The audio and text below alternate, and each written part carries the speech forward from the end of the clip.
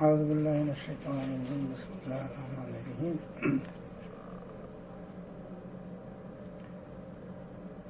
یا ایھا الذین آمنوا کتب علیکم الصیام کما کتب علی الذین من قبلکم لعلکم تتقون۔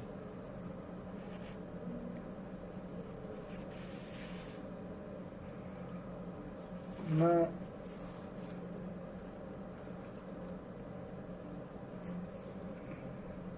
آپ سب حضرات کو ماہ رمضان المبارک کی مبارکباد پیش کرتا ہوں۔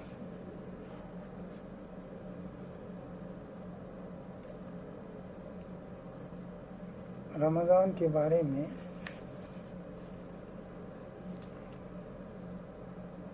ایک بات تو قرآن نے یہ بتائی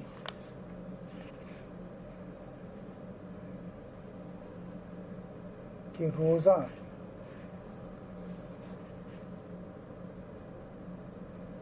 اس امت پر بھی فرض کیا گیا ہے اور اس سے پہلے کی امتوں پر بھی یہ فرض رہا ہے۔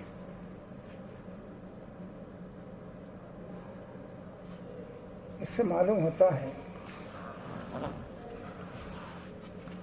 کہ روزے کی کتنی اہمیت ہے۔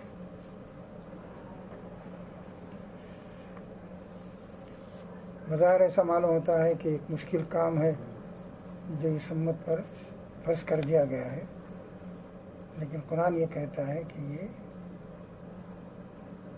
صرف تم لوگوں ہی پر فرض نہیں کیا گیا ہے، بلکہ اس سے پہلے جو امتیں گزری ہیں ان پر بھی یہ فرض رہا ہے۔ اب اس کی شکلیں مختلف رہی ہوں گی۔ ہمارے لیے روزہ رمضان کے مہینے میں فرض کیا گیا ہے، اور روزہ دین کی جو 5 بنیادیں ہیں ان میں سے ایک اہم بنیاد ہے۔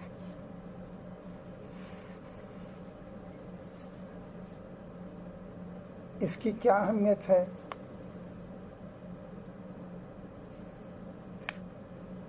جس کی وجہ سے روزہ ہمیشہ سے فرض رہا ہے اور اس امت پر بھی فرض کیا گیا ہے۔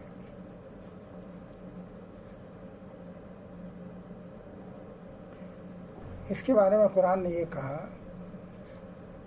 کہ روزہ اس لیے فرض کیا گیا ہے کہ اس سے آدمی کے اندر تقویٰ پیدا ہوتا ہے۔ تقویٰ کے معنی ہیں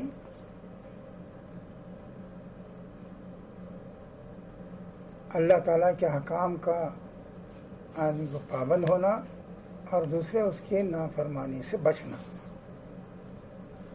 ان 2 چیزوں سے گویا تقویٰ آدمی کے اندر پیدا ہوتا ہے۔ آدمی اللہ کے احکام کا پابند ہو جائے اور اس کی نافرمانی سے بچے، اور یہی چیز تقویٰ سے یا روزے کے ذریعے پیدا ہوتی ہے۔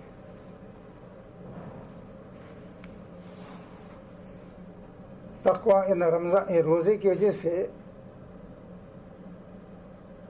اللہ سے تعلق مضبوط ہوتا ہے، آدمی دن بھر اللہ کو یاد کرتا رہتا ہے، اس کے احکام بجا لاتا ہے،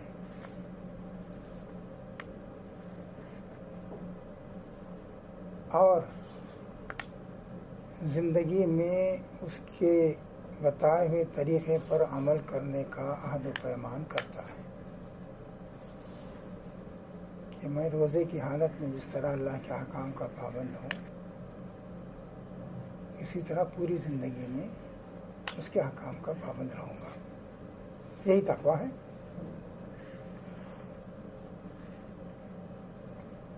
پھر رمضان کے روزے کے اندر آپ یہ بات دیکھیں گے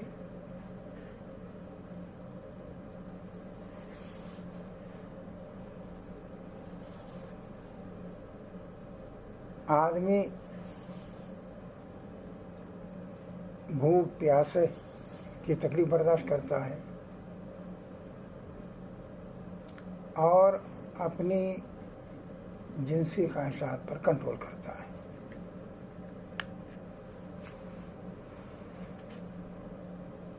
ہم سب جانتے ہیں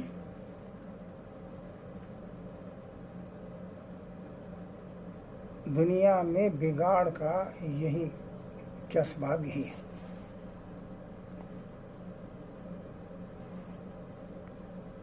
ایک چیز تو ہے آدمی عیش کی زندگی گزارے، آرام کی زندگی گزارے.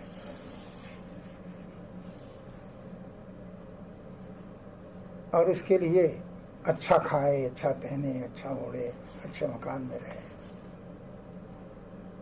اور اپنی خواہشات کو، جنسی خواہشات کو پورا کرے.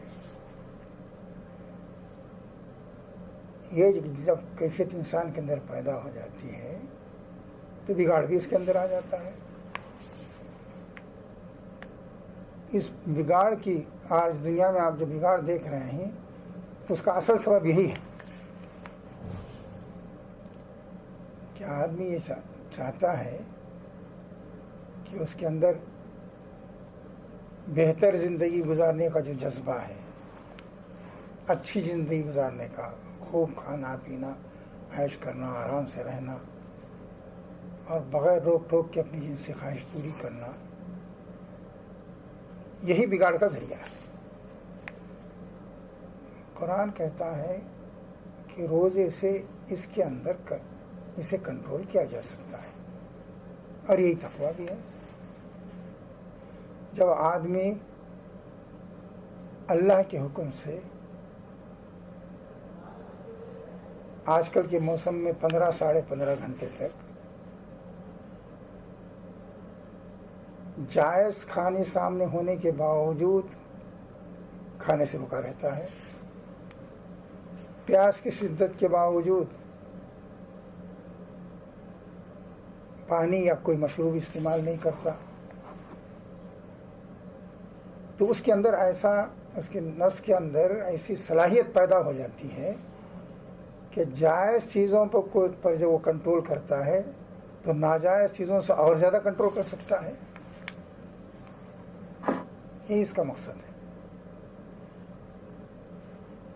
اسے اس بات کی مشق کرائی جاتی ہے کہ گرمی کا موسم ہو یا سردی کا، ٹھنڈا موسم ہو یا گرم موسم ہو، تمہیں اللہ کے احکام کا پابند رہنا چاہیے اور اپنی خواہشات کو پورا کرنے کے لیے کوئی غلط طریقہ استعمال نہیں کرنا چاہیے. صبح سے شام تک آدمی اس کی پابندی کرتا ہے. ایک مہینہ جب اس کی مشق ہوتی ہے اسے، تو اس کی توقع اس سے کی جا سکتی ہے، کی جانی چاہیے کہ وہ باقی مہینوں میں بھی اللہ کے احکام کا پابند رہے گا اور اپنی خواہشات کو غلط طریقے سے پورا نہیں کرے گا. یہاں ایک بات یہ بھی سامنے رکھنی چاہیے، وہ یہ کہ اللہ میاں کا یہ مقصد نہیں ہے کہ آدمی اپنی خواہشات کو ختم کر دے، کبھی نہ کھائے نہ پیے، یا جنسی خواہش کو ہمیشہ کے لیے ختم کر دے. اسلام کی تعلیم یہ ہے کہ یہ تو انسان کی فطری ضرورتیں ہیں.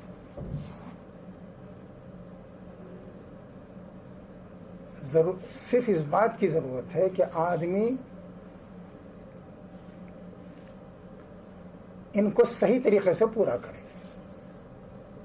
اسی لیے کہا جاتا ہے کہ دیکھو، جب تک اللہ تعالیٰ نے حکم دیا ہے کھانے پینے سے اور خواہشات سے رکے رہو، اور جب اللہ میاں پابندی ختم کر دے تو اسے استعمال کرو. صبح صادق سے لے کر غروب آفتاب تک آدمی ان تمام چیزوں سے بچتا ہے.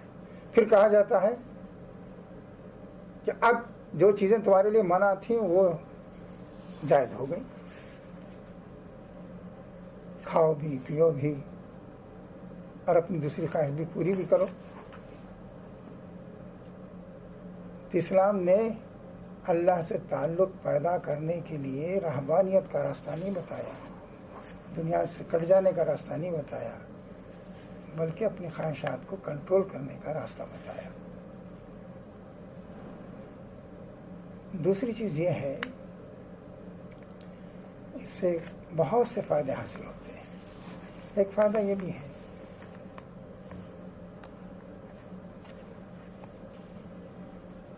کہ اللہ کی نعمتوں کا احساس ہوتا ہے اسے، کہ ابھی کھانا کتنی بڑی نعمت ہے۔ آدمی عام حالات میں اس کا احساس نہیں ہوتا۔ پانی کتنی بڑی نعمت ہے، ٹھنڈا پانی گرمی کے موسم میں اس کی کتنی بڑی نعمت ہے، شربت کی کتنی نعمت ہے، میٹھی چیزوں کی کتنی اہمیت ہے۔ یہ سب روزہ کھولتے وقت آدمی کو احساس ہوتا ہے کہ اللہ تعالیٰ نے جو نعمتیں دی ہیں یہ کتنی عظیم نعمتیں ہیں کہ اس سے ہماری بھوک پوری ہوتی ہے، بہتر طریقے سے ہم کھا رہے ہیں، ہماری پیاس بجھ رہی ہے، اور اللہ نے اس کی بھی اجازت دی ہے کہ ہم اپنی خواہشات بھی پوری کر سکیں۔ تو اللہ کی نعمتوں کا احساس ہوتا ہے۔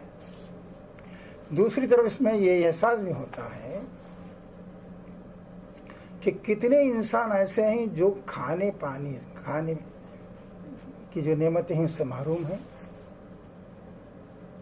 اسی دنیا میں بہت سے لوگ ہیں جن کو کھانے کی چیزیں نہیں ملتی، پینے کے لیے صاف پانی نہیں ملتا،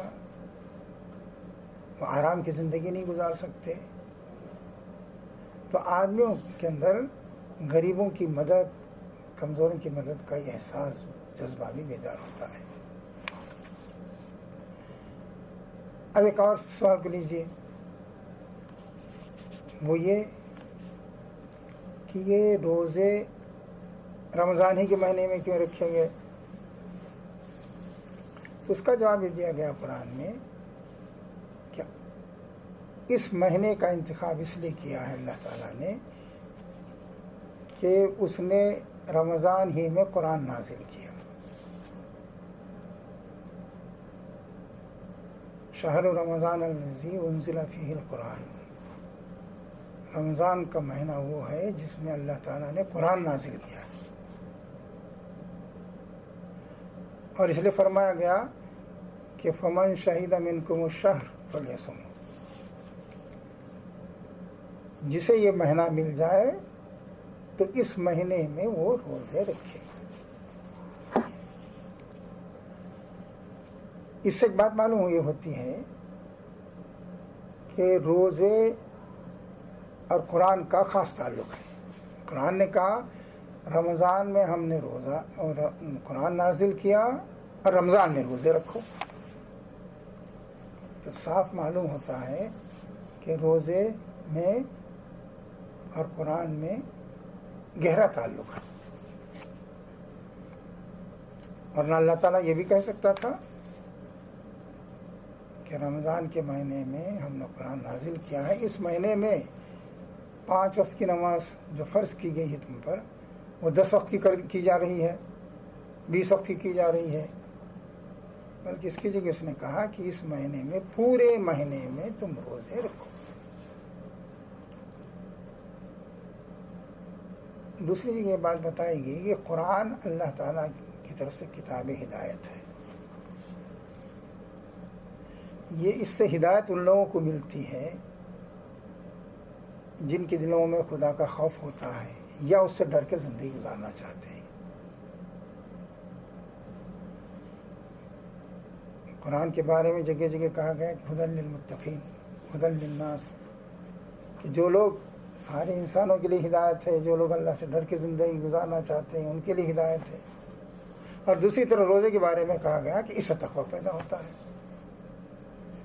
قرآن متقیوں کے لیے ہدایت ہے اور روزہ تقویٰ پیدا کرتا ہے۔ تو اس سے معلوم ہوا کہ دونوں کے اندر بہت گہرا تعلق ہے۔ ہمارا حال یہ ہے کہ ہم میں سے بہت سے لوگ روزہ نہیں رکھتے، وہ اس کے فائدہ کو محسوس بھی نہیں کر سکتے۔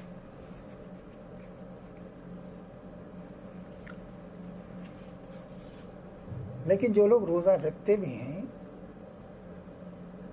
وہ ان کے اندر تقویٰ کی کیفیت اس لیے نہیں پیدا ہوتی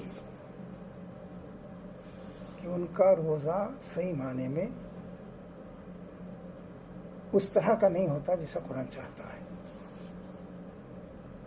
نبی صلی اللہ علیہ وسلم نے فرمایا روزہ ایسا ہو اس سے ایمان میں اضافہ ہو، اور جو کچھ آدمی کام کرے اللہ کی رضا کے لیے کرے، تب اللہ تعالیٰ اس کے گناہوں کو معاف کر دیتا ہے. من صام رمضان ایمانا و احتسابا غفر له ما تقدم من ذنبه. جو شخص رمضان میں روزہ رکھے ایمان کے ساتھ، یعنی یہ بات کہ خدا ہے، محمد صلی اللہ علیہ وسلم اللہ کے رسول ہیں،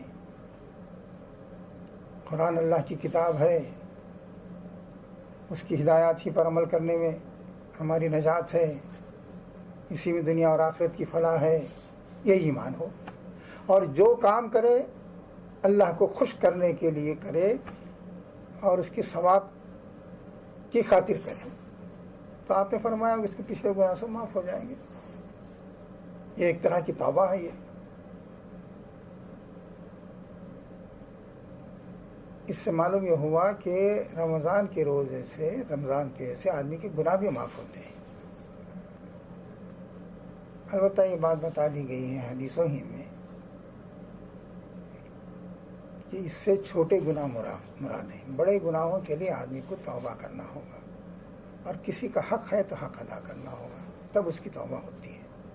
یہ نہیں ہے کہ بھئی کسی کا حق آدمی نے مار لیا اور روزے رکھ لیے، یا کوئی بڑا گناہ کیا اور روزے رکھ لیے. اس کے لیے تو آدمی کو باقاعدہ توبہ کرنی ہوگی اور یہ ارادہ کرنا ہوگا کہ آئندہ یہ حرکت نہیں کروں گا.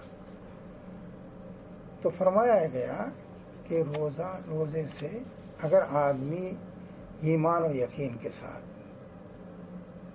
اللہ پر، رسول پر، کتاب پر، جنت اور دوزخ پر، آخرت پر، سب سے ایمان ہو، اور اللہ کی ہدایت ہی کو ہدایت بھی سمجھو، اور پھر اللہ ہی کو خوش کرنے کے لیے کام کرے، تو وہ گویا اس کے لیے مغفرت کا ذریعہ ہوں گے.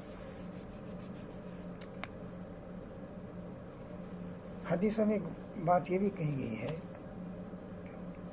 قرآن اور روزہ جو ہے اللہ سے سفارش کریں گے. حدیث شریف میں آتا ہے الصیام والقرآن یشفعان للعبد. روزہ اور قرآن اللہ سے بندے کے حق میں سفارش کریں گے، اے اللہ اس کے معاف کر دے.